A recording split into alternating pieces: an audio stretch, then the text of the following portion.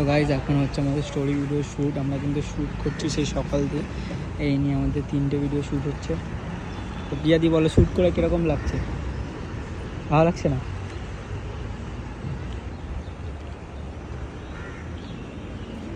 তো এখনও কস্টিউম চলছে। তো দেখো আমি কিন্তু একদম ব্ল্যাঙ্কেট বিক্রি করছিলাম এটা।